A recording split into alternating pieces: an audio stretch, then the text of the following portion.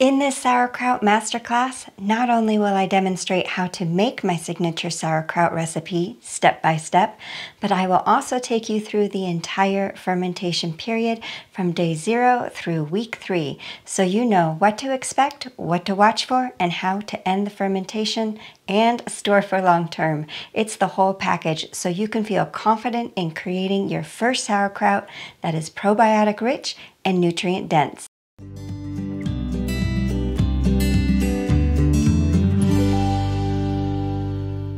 Chapters are provided for the video. If this is your first time watching, I do recommend doing so all the way through because I give valuable tips and crucial information that may otherwise be missed if you skip around. The chapters are great if you need to revisit a section for a reminder or better understanding. Let's get started. Segment 1, the cabbage. This recipe uses an approximate 4-pound, 2-kilogram cabbage. You are welcome to use a larger or smaller cabbage in weight. Just keep in mind this will affect the quantity of the final recipe, which will either make more or less kraut than what I demonstrate here. The cabbage can be from your garden, farmer's market, commercial grocery store, organic or not. I have found cabbage to be the most reliable, fermentable vegetable there is. It can endure all kinds of modern processing and sprays and still ferment no matter what. And it's not the case for all vegetables, so that says a lot for cabbage. Unless it's literally dirty or has bugs on it because it just came from the garden, the cabbage does not need to be washed beforehand. If dirt or bugs are the case, simply rinse off using regular tap water. We will be removing the outer leaves of the cabbage anyway in the making of the sauerkraut, and the interior leaves are always good and ready to go as is. So again, washing or rinsing is not mandatory. Begin by inspecting the cabbage looking for damaged leaves. This is my garden cabbage, so it bears the evidence of some munching bugs. This most likely won't be the case with any store-bought cabbage, but the outer leaves may be bruised or just kind of old and scrubby. Whichever, however, remove any imperfect leaves and discard.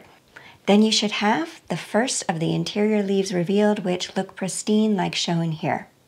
Remove 2 to 3 of these good condition leaves, keeping them intact the best you can. Set them aside and we'll use them later in the sauerkraut process. Quarter the cabbage. Then we're going to cut out the core. Feel free to use these cut up cores in some homemade soup or stock rather than throwing away. That's what I do. Next, slice the cabbage. Rotate and repeat the cuts crosswise. The final result should be chunky like this.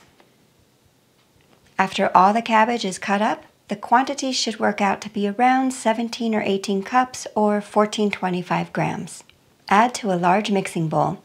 I'm using glass, but a stainless steel or plastic mixing bowl is fine during this stage. You just don't want the fermenting process to take place in plastic or metal, but for mixing, it's just fine. Segment 2, the other ingredients.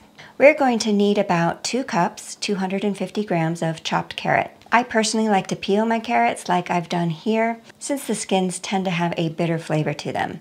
But if you want to keep the skins on, feel free to do so. Add to the bowl. Fresh ginger root tastes absolutely amazing in this sauerkraut recipe. Peel and loosely chop approximately 1/3 cup or 50 grams of the ginger root and add to the bowl. However, feel free to leave it out if you don't have it or if you just don't like it. Some people ask me if they can use fresh turmeric root instead. Yes, you can, but do keep in mind it will change the flavor of the sauerkraut. If you love the flavor of fresh turmeric root, then you're good to go. I personally love and prefer the ginger. The last of the ingredients are fresh ground whole fennel seeds. If fennel is not for you, substitute with either dill seeds or caraway seeds. You will use the same amount as the fennel seed in this recipe, as well as fresh grinding them as demonstrated. Fresh grinding the seeds is one of the secrets to making this sauerkraut taste absolutely amazing. Pre-ground seasoning from the grocery store has been sitting on the shelf for months to even years. It's oxidized and a lot of its flavor has diminished, as well as the polyphenols and other properties that make it really healthy. When you fresh grind the whole seeds, the flavor is explosive. Plus, all of those polyphenols and other nutrients released with the fresh grinding makes the seeds bioactive and super nutritious. With your clean washed hands, give everything a light toss to mix together.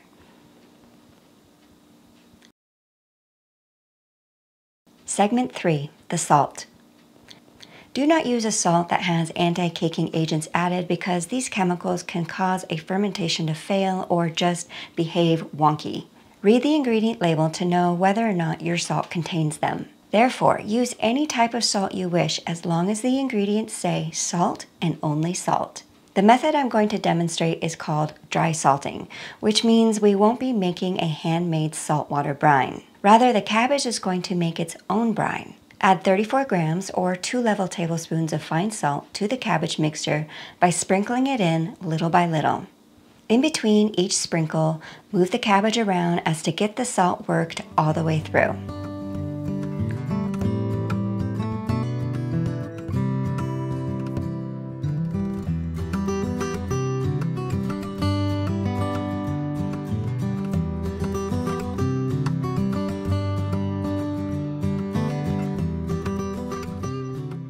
Allow the cabbage to rest a minimum of 30 minutes. If you have things to do, you can let it rest for as long as a couple of hours. The salt is now going to begin working on the cabbage, drawing out its natural juices and tenderizing the leaves. The more time given for the salt to work on the cabbage, the less work will be needed with our hands later on. Segment 4, tenderizing the cabbage. It's been 30 minutes. Wash your hands again and give the cabbage a feel. You'll notice that it feels a little softer and there will be moisture throughout. That moisture is the water from within the cabbage being drawn out by the salt. Gently massage the cabbage. Bring the bottom cabbage up and over the top for thorough mixing.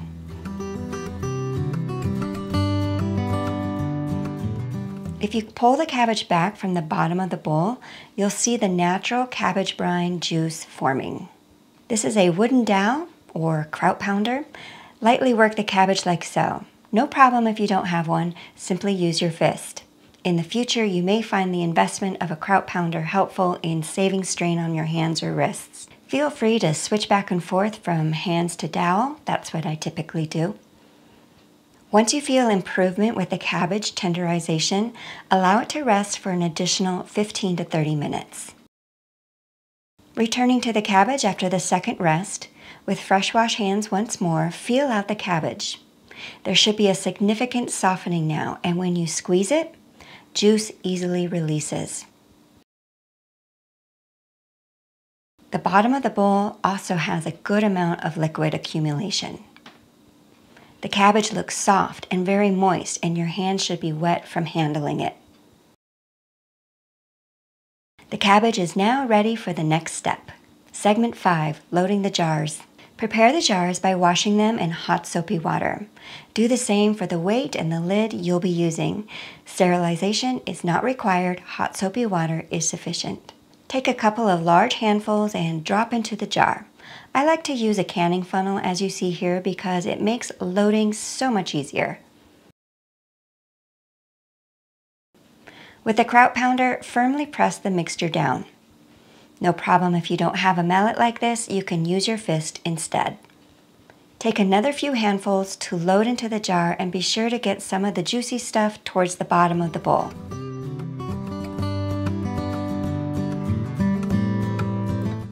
Press it down again.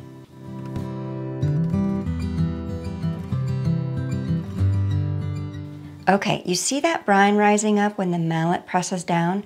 We want that. Eventually, all the mixture will need to be submerged beneath the brine. Take another couple of juicy handfuls, load into the jar, and press down.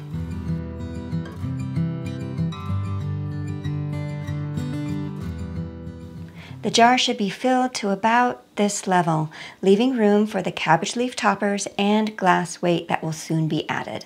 There's still plenty of brine at the bottom of the mixing bowl, so I'm going to add a couple of more small scoops to this first jar so that the surface is covered like so. Be sure to leave enough behind in the bowl for the second jar. Check again to make sure everything remains packed down. Now we're going to use those cabbage leaves we saved from earlier to make a topper for the kraut. The topper is important because it's going to help hold everything down beneath the brine during the fermentation process. Plus, it helps protect the kraut below during long-term storage.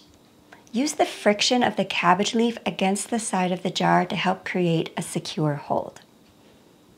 Keep adding pieces until the topper forms complete coverage across the top surface and sides. Also, ensure that the air gaps are out, so I'm going to add just one more piece. It doesn't have to be perfect because the glass weight is still going to be added. Use your fist or mallet to give it one firm press down to check brine levels. Make sure the brine comes up and over everything in the jar when you do. Time to add the glass weight and press it down. We want the glass weight to be adequately covered with brine, so I'm going to add just a bit more. Remove any pieces that may come up with it, and remember not to take too much of the brine from the bowl so that there's enough for jar number 2. I'm calling this good. Place a regular lid on the jar, but don't screw it on tightly. So long as the lid has a loose fit, it will allow gases to escape during the fermentation process, and you will not need to burp the jar. Load the second jar in the exact same way, including the cabbage leaf topper and glass weight. There are many different types of lids that you can use with vegetable fermentation. Most of the time, I just use a regular lid, but if you're up for the investment, official fermentation lids are also great. These specialty lids are not required for fermentation, so don't feel obligated that you have to buy some. However, for a little variety, I'm going to demonstrate this Ball brand fermentation lid. It has a valve built into the lid to allow gases to escape. The spring acts as a weight to firmly hold everything down. It's a 2-in-1 system, replacing the need for a glass weight. Everything is packed and held down so tightly by the spring that the brine easily rises and submerges the kraut mixture below. Here's the final look of the 2 jars just prepared. But don't go anywhere, we're not done yet. Just an FYI, to learn about the different types of specialty lids, watch my video where I do a demonstration of the most common fermentation lids along with the results that they produce. You'll find the video link in the description. In just a moment, I will give instructions for how long to ferment the sauerkraut and how to end the fermentation for long-term storage. But first, I need to cover a scenario that many of you may encounter, and you'll need to know what to do about it if it happens to you. There is a cabbage condition that I call dry cabbage. It's when the cabbage has too low of a natural hydration to release water from its leaves and form its own brine. If you've done the dry salting steps but none to very little juice has formed, you'll need to resort to Plan B since adequate brine is required for a safe and successful fermentation.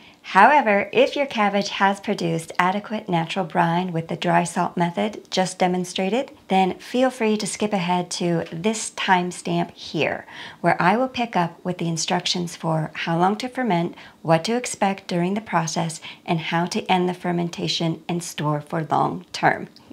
For those of you needing Plan B, watch this alternate segment.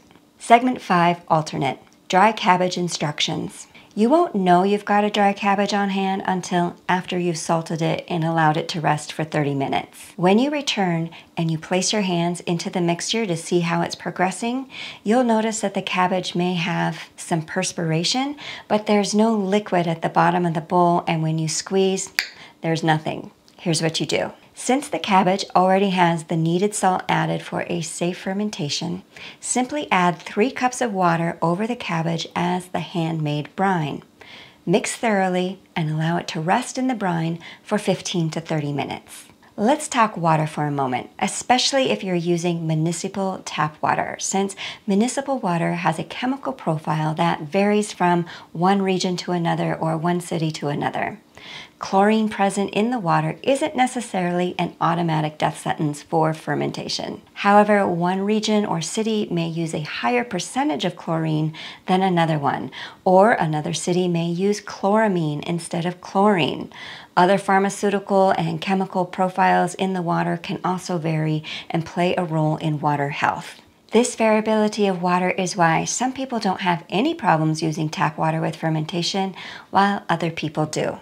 So go ahead and try out your tap water to find out if it's going to hinder your fermentation or not. If your vegetable fermentations turn out successful, you've got your answer. And if they fail, water could be the problem. However, other things may have affected the fermentation as well, so it's not a guarantee it's the water, but keep it in mind when you're troubleshooting. If you want to skip experimenting and know for sure that the water is not going to be an issue, you can use non-chemical treated well water, water that's been run through a filtration system, spring water, distilled water, reverse osmosis water, etc. Any of those waters will work just fine. The resting time has passed, and you'll notice that the cabbage still has a firmness to it, but with the handmade brine, that's just how it is. Take a couple of handfuls and load into the jar. When you press down with the mallet, the dryness of the cabbage will be very apparent. Therefore, add a couple of brine scoops and then repress. Repeat this process until the jar is 75 to 80% full.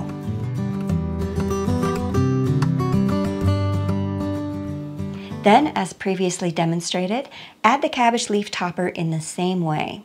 Add the weight, and because there's simply more brine available due to having handmade versus natural brine, the weight should easily be fully submerged beneath the brine because there's just plenty of it.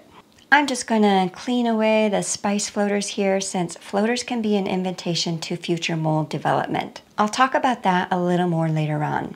Place a loose lid on the jar and repeat with the remaining cabbage mixture into the other jars. We're now caught up to the same place as the natural brine demonstration, and all else is the same from here. Here are all the jars of kraut. The natural brine kraut is on the right and the handmade brine kraut is on the left. In the beginning with the handmade brine version, it doesn't compress as much as with the natural brine method. Therefore, it's going to result in needing an extra jar. In my opinion, the natural brine version has an enhanced flavor in the end, but do not worry, both are delicious and will develop equal nutritional and probiotic values. Segment 6, the fermentation period and what to expect. Leave the sauerkraut on the counter at room temperature for 21 to 30 days for the fermentation period. Here's what to expect next. By day 2 or 3, you may notice some bubbles forming either on top like this one, or within the kraut mixture. These bubbles are not oxygen bubbles, rather CO2 gases being produced by the microbes doing their fermentation thing. Have no worries if the surface is not very bubbly. Often with my own green cabbage sauerkrauts, they're not super bubbly on top, but more so within the cabbage down in the jar. The bubble phase will only last 5 to 8 days. As the fermentation progresses beyond that, the bubbles will go away due to a shift in the type of good microbes that are taking over. This is normal and to be expected. To learn more about the different microbial successions that your sauerkraut will go through, watch my video on the 3 stages of fermentation. I consider the information in that video to be essential knowledge on your journey to becoming a competent and confident fermenter, so please do check it out. The bubbly phase is when the cabbage mixture will face the most danger of being pushed up into contact with the oxygen. Oxygen is an invitation to mold and other bad pathogens, which is why it's so important to have everything be submerged beneath the brine. The brine is a protectant from mold and pathogens, so even if you packed everything down just super tight on day 0, I guarantee by day 2, 3, or 4, that tight pack will be loosened and the cabbage pushed up by the forming carbon dioxide gases, aka the bubbles, which is why it's crucial to use a fermentation weight, so don't skip the weight. Here's an example of a kraut that did not have sufficient weight to hold it down once the bubbly phase kicked in. The cabbage leaf topper is being pushed up due to the carbon dioxide gases and has risen above the brine level. By day 4 of the fermentation period, that cabbage exposed to the surface oxygen became an invitation for mold to begin developing. Allow that mold to go unchecked a few more days, and you'll have yourself a hot mold mess, and the fermentation will need to be thrown away. If you don't have a glass fermentation weight, watch my video on DIY ideas to use instead. You'll find the link for the video in the description. Moving on, you will notice that the color will begin to change between days 2 to 4 from bright and vibrant to more dull and muted. The brine will also become cloudy. This is a good thing because it signifies that the pH is dropping. What does pH have to do with fermentation? Everything. Here's how. Vegetable fermentation is a type of fermentation called lacto-fermentation. The probiotics responsible for a successful lacto-fermentation are from a genus of bacteria called lactobacillus. The lactobacillus feed on the natural sugars in the food and release lactic acid as a byproduct. It's the release of the lactic acid that causes the pH of the vegetable fermentation to drop below 4.5 on the pH scale. Bad bacteria cannot survive in a pH below 4.5, whereas the good bacteria can. There are other properties of brine that also inhibit bad pathogens that I'm not going to expand on here in this video. However, watch my video, Is Fermentation Safe? The 5 Safeguards, to learn about brine properties beyond pH that make it the ultimate safeguard for any vegetable fermentation.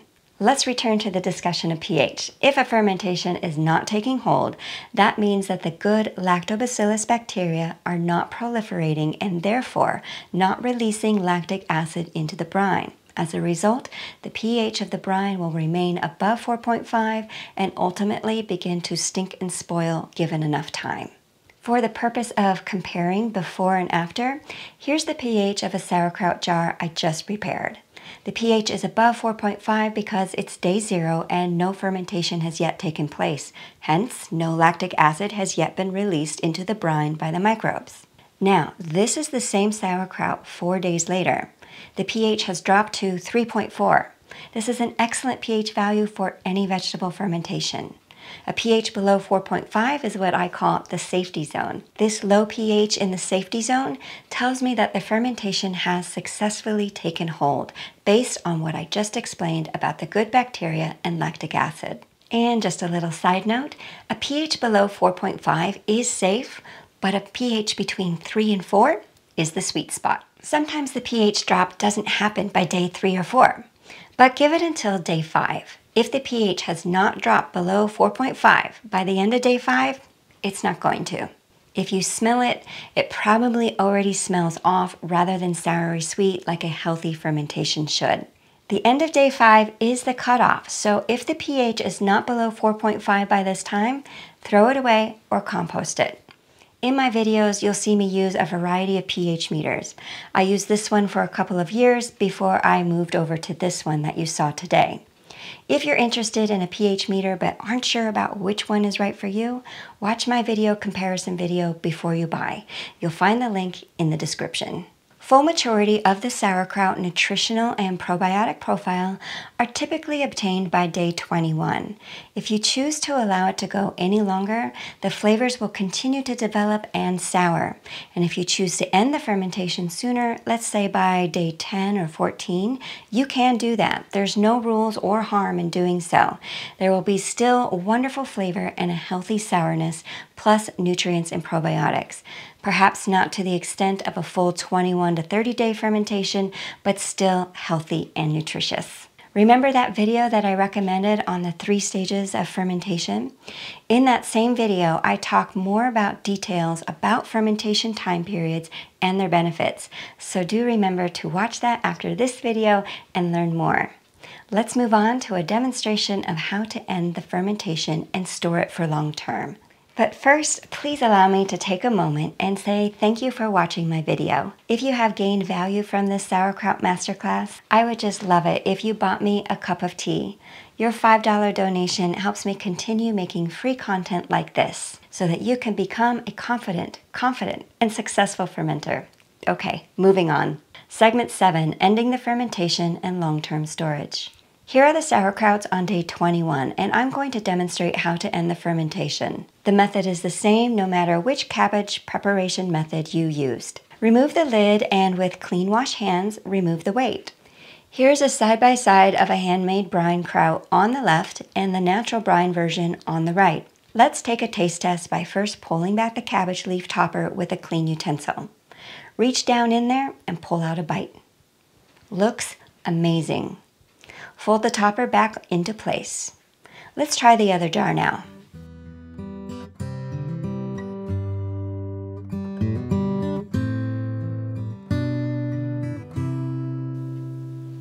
Perfection.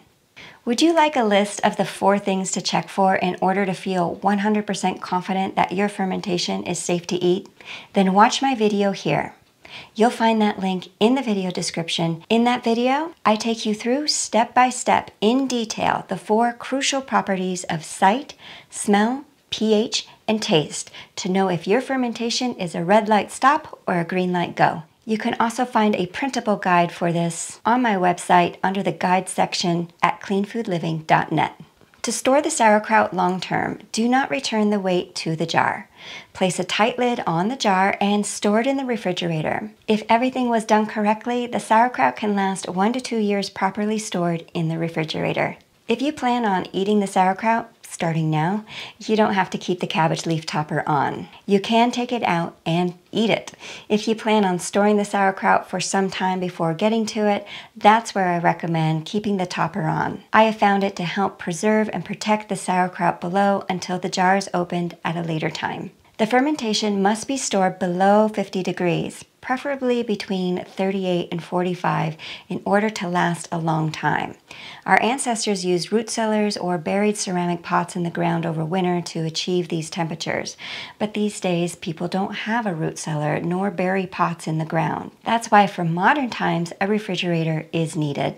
Unfortunately, if you live in a hot climate, being warmer than 90 degrees Fahrenheit or 32 Celsius, perhaps with added humidity and without a refrigerator, your sauerkraut will not be able to last long term and it will run its course within a few weeks. Without cold storage, long-term storage is just not possible. I'm sorry for the bad news. Lastly, real quick, I want to mention something that I call disappearing brine. Occasionally during the second week of a fermentation or maybe a little later down the road, but often more so once the sauerkraut has been placed in the refrigerator after the fermentation period, the brine appears to disappear. This doesn't always happen, but sometimes it does, and it may leave you wondering what happened and what should I do about it. First, don't worry, it is harmless. Secondly, watch my video on disappearing brine to learn what happened and what to do about it or not do about it. You'll find the link in the description. I have so much more to share with you regarding fermentation. I've got a video series on fermentation funk, such as Kahm yeast, mold, and more to answer questions on those odd things that may arise. I've got more educational videos, such as what's the difference between a wild and a cultured fermentation? What's the probiotic profile of sauerkraut? 5 different types of fermentation, and many more. Plus a whole other playlist of delicious fermentation recipes such as fermented carrots, corn salsa, kale, onions, and more. You can find the recipe videos in this playlist right here, education videos in this playlist down here, plus the links are all found in the description. Happy fermenting, and I'll see you next time. Bye for now.